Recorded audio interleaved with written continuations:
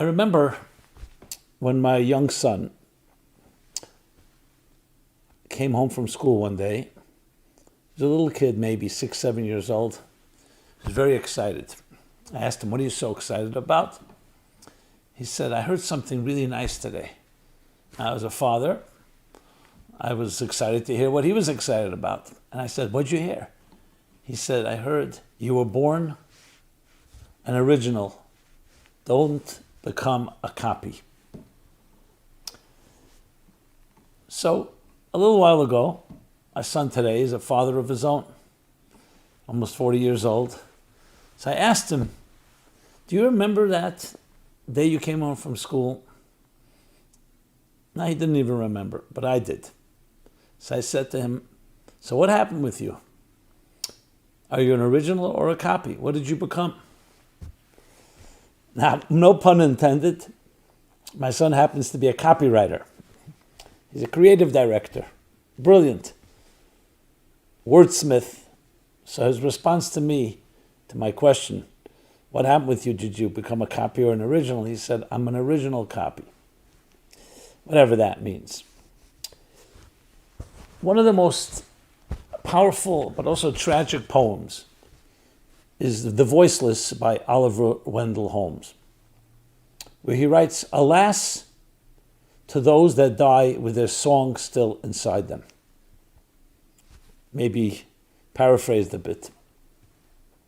Alas, to those that die with their song still inside them. You, I, every single person on this earth has unique song, I would say unique songs, a unique voice to express something that you and only you can express. However, and this needs to be analyzed, we live in a world where we're pressured to conform. Nobody admits they're a conformist, mind you. I've traveled the world many times. I've asked people, many audiences. Any conformists in the room? Very, very few people will raise their hand. So I come here to report to you that there are millions of nonconformists. But we all know that's not true. We conform. Firstly, we're social beings that need to feel belong, accepted. So whether it's our parents initially, later our classmates, our schools, our educators, our social influences, we want to fit in. Everybody likes to be a little original, but not too much, not to be weird. So what happens is, other people's voices, other people's opinions, other people's expectations and demands begin to shape us. And we lose sight of our own voice. I'm not going to say we lose our voice, we just lose sight of it. So if you ask yourself today, who are you? Are you an original? Or are you a copy of someone else? Willingly or unwillingly? Consciously or unconsciously? Not such an easy question to answer. Because we'd like to think that we are being ourselves, being original, being unique, being out of the box, but then the question is, what does your box look like before you're out of the box? And remember, especially early impressions in our formative years, impressionable years, shape us to the point we may not even know whether we're following our own program or someone else's. How many of us are still really just doing what our parents wanted us to do and never found our own voice? And if you have parents who are demanding and pressuring and very insistent and also suffocating, often we just give up. And at such a young age, we don't even know about it. We're not even aware. You have someone that criticizes you a lot to fit a certain way. So often you become someone that you were not necessarily even meant to be. It's not always bad thing, influences. But one of the most important things, it's actually from the Bible. Abraham, the great Abraham, the original nonconformist, the original pioneer, trailblazer. The first thing that he's told is, leave your homeland, leave the birth of your parents, Leave the place, the birthplace, the home of your parents and your birthplace. 3 different expressions. Leave your land, leave your birthplace, and leave the home of your parents. Because it's emphasizing that these forces in each one of our lives shape us. They turn us into the subjective creatures that we are. Now, not all influences, I said, are negative, but many of them very often limit us. They constrict us. And we feel we'll only be good if we do this, if you do that. So how do we create a balance where we can learn from those influences in our lives, but that they don't redefine us, they don't reshape us. They actually help us become who we should be. Every bird, and the same with every human being, needs to have a nest. We need nurturing, we need protection, and we need direction and guidance. That's what good, healthy parenting would do. But what happens as the bird gets older? You want to be able to spread your wings and become yourself. I always think of the tree. The tree, the only thing that grows in 2 directions at once. Deep roots, firmly founded, unwavering, strong. But then the tree expands outward, branches outward, and produces its own leaves and fruit. That's what life is all about. We want to have deep roots, we want to have those connections, the good influences in our lives, but we don't want them to limit our ability to be ourselves. Now, it needs a lot of courage to find your own voice, to sing your song.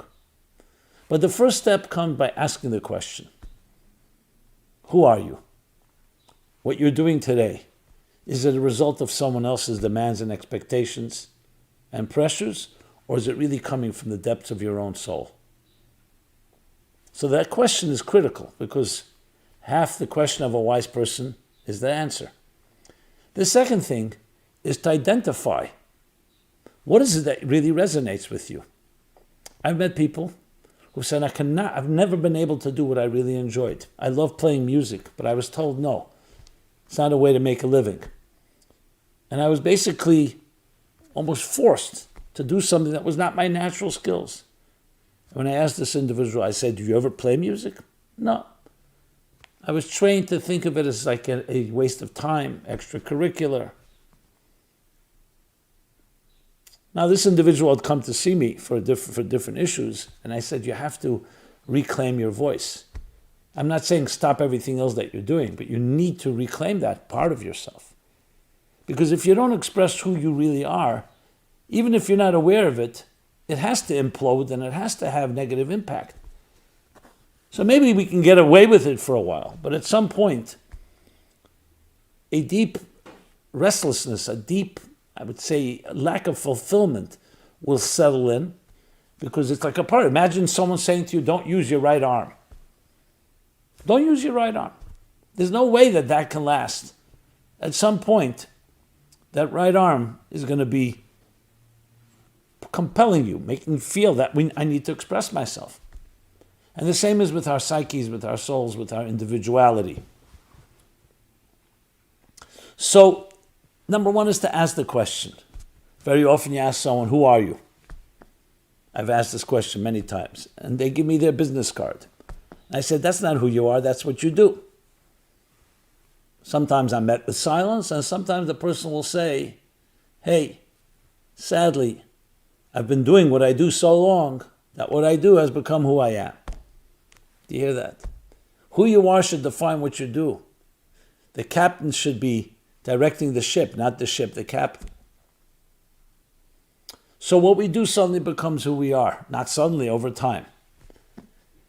And so many other forces and voices and pressures and demands that are control of us, which essentially also turns you into, I don't want to call it a victim of circumstances, let's call it a product of circumstance. Reactive instead of proactive. Who needs what from me today? Instead of waking up in the morning and saying, what am I here to contribute? What is unique? What does my voice have to say?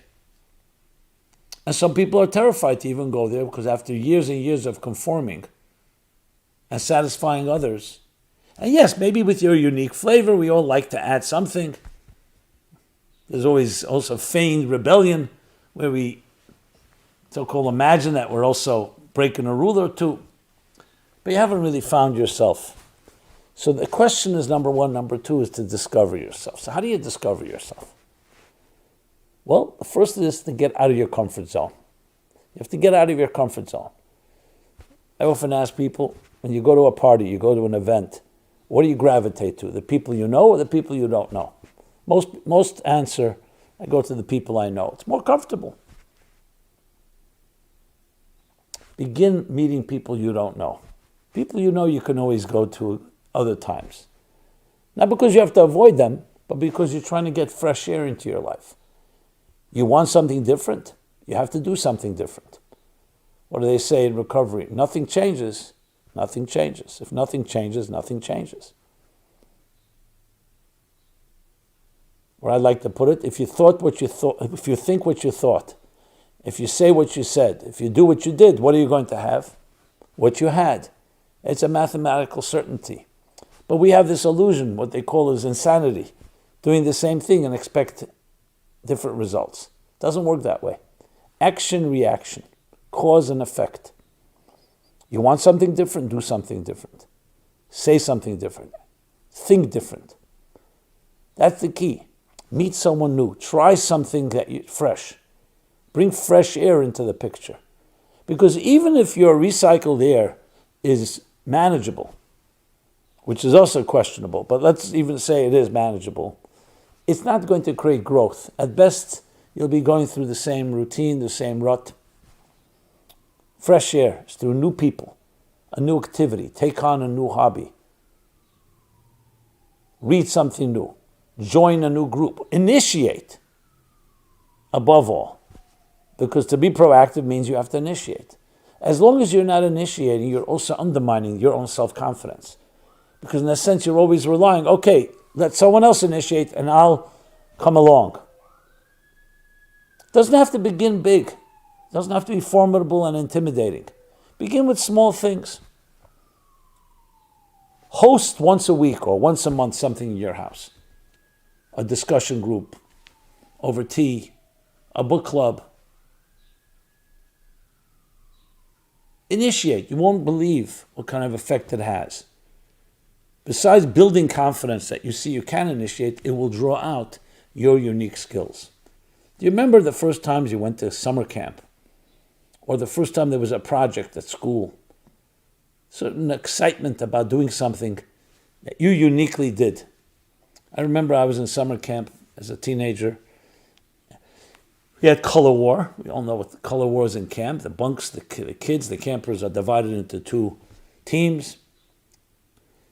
And I remember on our team, there was an individual who was very talented, who was supposed to write the song, a theme song. Well, he got fever. He ended up in the infirmary. And the captain of the team came to me, the general of the team, and said to me, hey, your father's a writer, right? Maybe you write the song. I never wrote, in school I did some writing projects, but I never did this. And it wasn't a professional, this was a camp. So I said, I can't do this. He said, you'll have to do it. I need it by, he gave me a deadline within the day. I had to do it within a day. I sat down under a tree, I remember. I hummed a tune to myself, and I began writing words to that tune.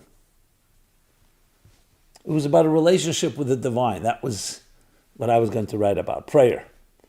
Ended up being pretty good. We actually won. Our team won. I look back at it now, a little childish, but regardless, I remember it was the first foray I took. It was like the first time you dive into water. It's not easy, but it opened up a new vista, a new horizon for me.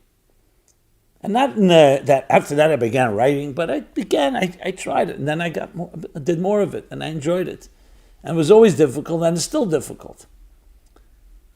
But that's what it means, and then you find your voice. Every one of us has that voice, has that song. But you have to ask yourself, and you have to compel yourself, feel that you want to get out of your comfort zone. If you're not going to do that, you'll remain where you are. That's how it is. There's no magic trick. So first ask yourself the question, who are you? Are you a copy or an original? And if you're not sure, it's time to discover yourself. And you do so by going out of your comfort zone, meeting new people, trying something new, challenging yourself, having a discussion with someone that you disagree with, not someone that you agree with or agrees with you. A disagreement in a civil way, in a pleasant way, but hear a different opinion. And you need to make a case for what your opinion is. And you may even change your mind, or you may not. But the point is to open ourselves up to wider and broader and more expansive possibilities. That's how you discover yourself. If you think about it, it's probably the greatest tragedy if a person at the end of their lives cannot say that I really sang my song. And on the other hand, what greater joy than being able to say I did sing my song. That inspired me and inspired many others. Now, just since we're using the analogy of music, so just as it is with music, this doesn't mean at the exclusion of others in your life. We're not talking about a type of a fierce individuality that annihilates everyone around you. But take music, different musical notes, each one unique, or in a symphony, different musicians, different instruments, but they all join together in a harmony. Each one needed and each one needing the other. Take the human body. Take nature, a healthy organism made up of trillions of cells. So many different systems, but they're all coordinated, working together. And if they all became the same, a clone of each other, that would be destructive. That's the paradox. Individuality, but the harmony within diversity. And that requires transcending your ego, because this individuality that I'm describing here is not an ego trip. It's not a control game. It's just the expression, the humble expression of yourself. And at the same time, recognizing how others can support and can complement you. But it's not by becoming them and them becoming you that solves the issue. I love the expression from Rab Menachem Mendel of Kotsk, the Kotzker Rebbe as he was known. He puts it this way: if I am I because you are you, and you are you because I am not and you are not. But if I am I because I am I, and you are you because you are you, then I am and you are. Simply put, if my identity is defined by being in juxtaposition to yours, I need to know where you are before I define myself. And you need to and you need to know where I am before you define yourself. Then it's the blind leading the blind. We'll never find our identities. But if I am I, meaning my identity is generated from within me, and have that confidence, and you are you because it's generated from within you, then you, I, and we can come together. That's why you'll see people who are very comfortable in their own skin, very secure, are the people that are easiest to get along with. Coexistence comes natural. Because I don't need to fight for my turf. I know who I am. I don't need to take anything from you to become bigger. You don't need to be wrong for me to be right. It's a blessing to meet people like that because they help you learn how to be confident in your own right. The best teachers, the best mentors are the ones that are not going to tell you their opinion, even if they have a very strong one, even if you want to hear it. They will help you develop your opinion. They won't tell you what to think. They'll teach you how to think. And you look back and you'll see people like that, the restraint. Even though there was a question and you knew they had an answer, they didn't answer. They wanted you to answer. To develop the tools, the methodology.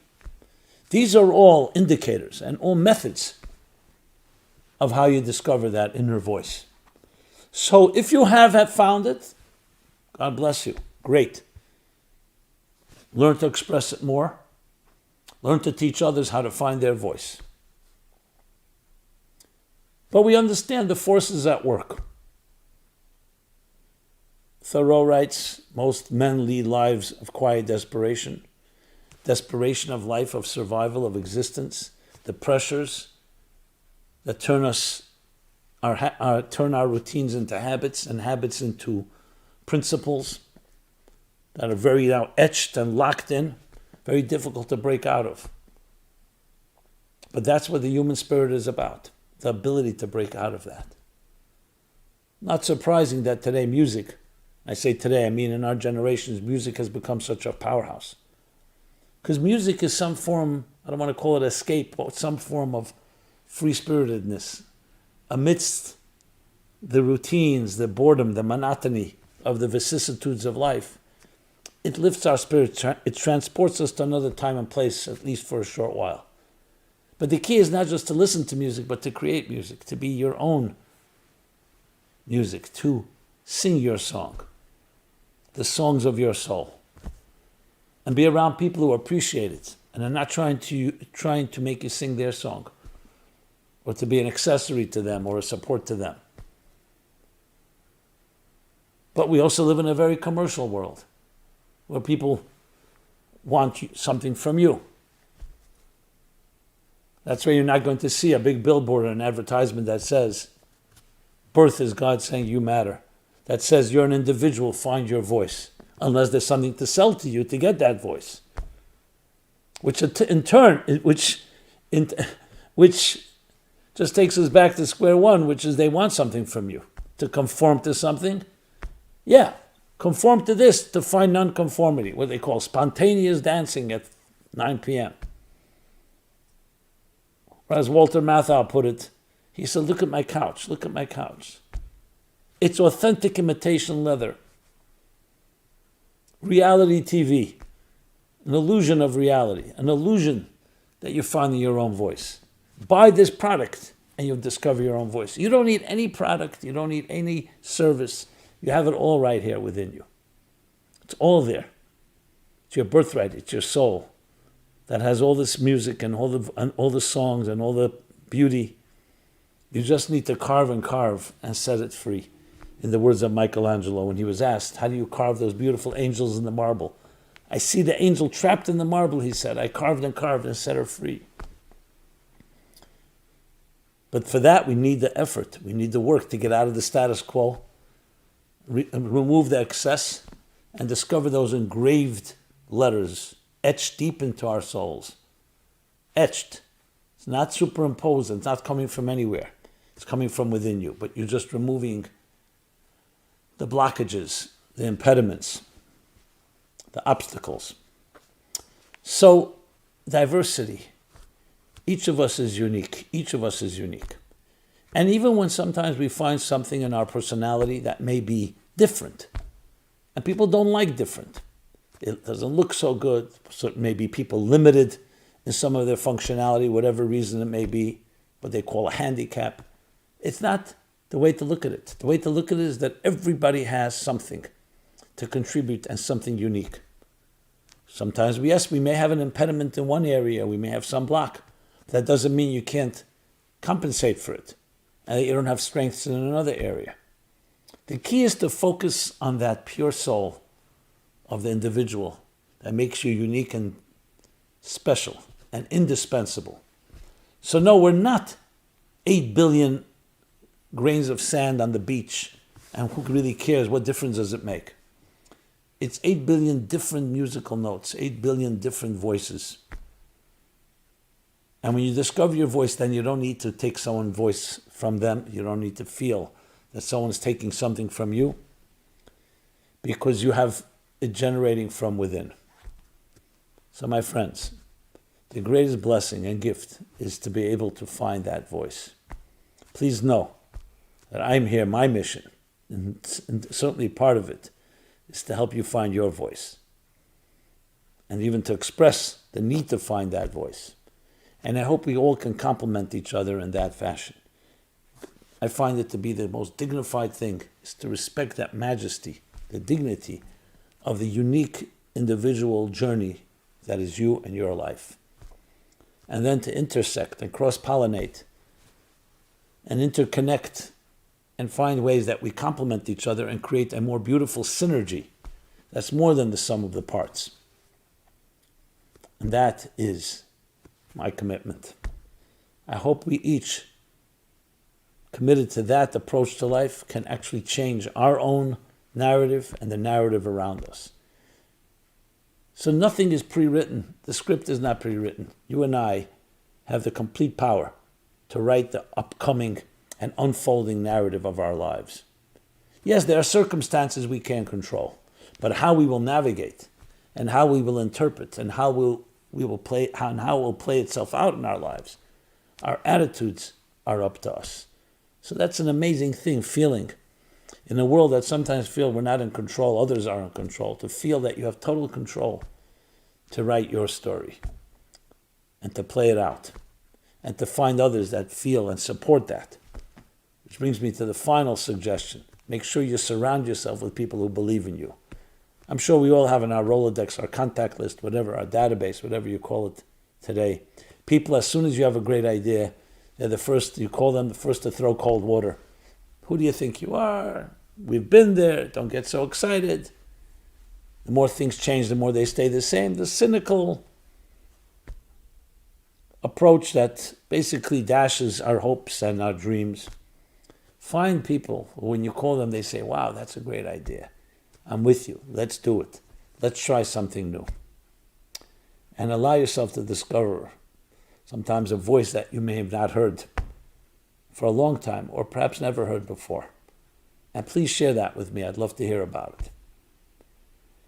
This has been Simon Jacobson. Remember, you were born an original. Don't become a copy. Simon Jacobson from the Meaningful Life Center, meaningfullife.com. Please subscribe to our growing YouTube channel. Love to hear your feedback, your thoughts, your comments, your suggestions, critique. And please share. Please share with others. Let us all together, each in our individual way, join together in a cosmic symphony of unprecedented music and song.